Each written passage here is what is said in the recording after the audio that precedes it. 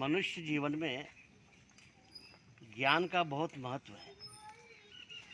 तो ज्ञान दो प्रकार का होता है, एक थ्योरिकल नॉलेज कहते हैं और दूसरे को प्रैक्टिकल नॉलेज कहते हैं।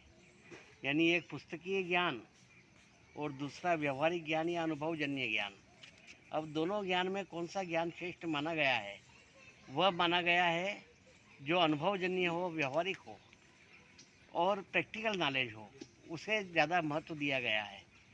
क्योंकि पुस्तकीय ज्ञान वह आपके जीवन में, यदि आप किसी मनुष्य के पास में बहुत सारी डिग्रियां हैं परंतु उसे व्यवहारिक ज्ञान नहीं है, तो फिर वो उसकी डिग्रियों का उसके लिए कोई महत्व नहीं है।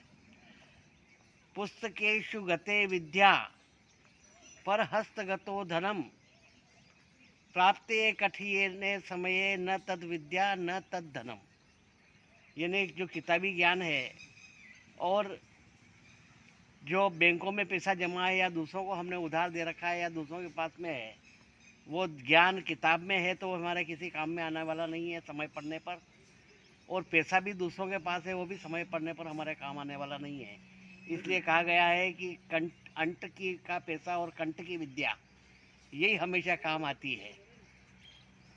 इसलिए कबीर ने भी लिखा कि जिन खोजा तिन पाइयाँ गहरे पानी पेट, मैं बेरन खोजन गई रही किनारे बैठ। क्योंकि गहराई में उतरने से ही मोती मिलते हैं। यदि किसी को तैरना सिखाना हो तो खाली शब्दों से उसे तैरना नहीं सिखाया जा सकता। उसे तैरना सिखाने के लिए पानी में उतारना पड़ेगा, और पानी में जब तक आदमी नहीं उतरेगा तब तक तैरना नहीं सीख पाएगा।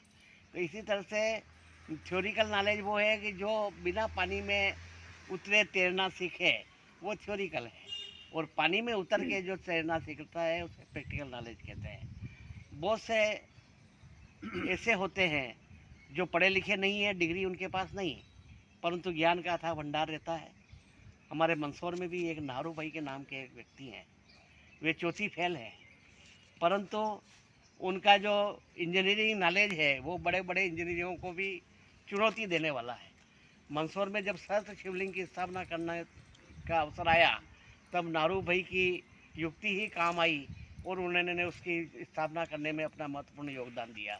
उसी तरह से 35 क्विंटल वजनी घंटे की स्थापना करना थी, तब भी नारू भाई के सहयोग से ही वो स्थापित हो पाया।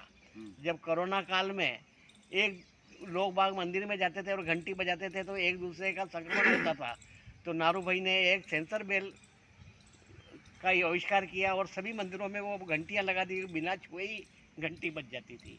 इसी तरह से उन्होंने सैनिटाइज मशीन बनाई कि उसमें से होकर के कोई आदमी गुजर जाए तो सैनिटाइज हो जाता था। तो इस प्रकार से एक अनपढ़ यानी कि चौथी क्लास फेल व्यक्ति इतना ज्ञान रख सकता है, तो वह ज्ञान सब प्राप्त हुआ, वह अनुभव के कारण प्राप्त हुआ है।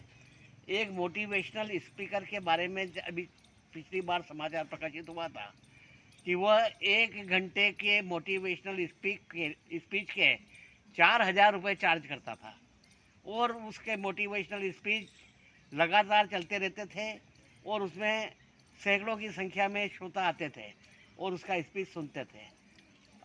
फिर उसका विवाह हुआ। 7 दिन बाद में दोनों पति पत्नी बेडरूम से लड़ते लड़ते सड़क पे आ गए और इतनी मारपीट हुई, पुलिस केस बना और अंत में जाकर के तलाक की नौबत आई। तो जो मोटिवेशनल स्पीकर 1 घंटे के 4,000 रुपये लेकर के लोगों को मोटिवेट करता था, वो अपनी पत्नी को 7 दिन में भी मोटिवेट नहीं कर पाया, क्योंकि उसके पास में सब ज्ञान था वो किताबी था, अनुभवजन्य ज्ञान उसके पास में नहीं था। इसलिए सबसे बड़ा सूत्र ये है कि पहले खुद पर ध्यान दो और फिर औरों को ज्ञान दो। जब तक आप अपने आप को जो अनुभव के आधार पर और श्रेष्ठ नहीं बना पाते, ज्ञानी नहीं बना पाते, तब तक लोगों को ज्ञान बांटने की कोई आवश्यकता नहीं है। पहले स्वयं अपने आप पे ध्यान दीजिए और उसके बाद में लोगों को ज्ञान दीजिए। पहले अनुभव के आधार पर अपने जीवन को श्रेष्ठ बनाएं और थ्योरी के आधार पर न रहें, प्रैक्टिकल के आधार पर जीवन जिए।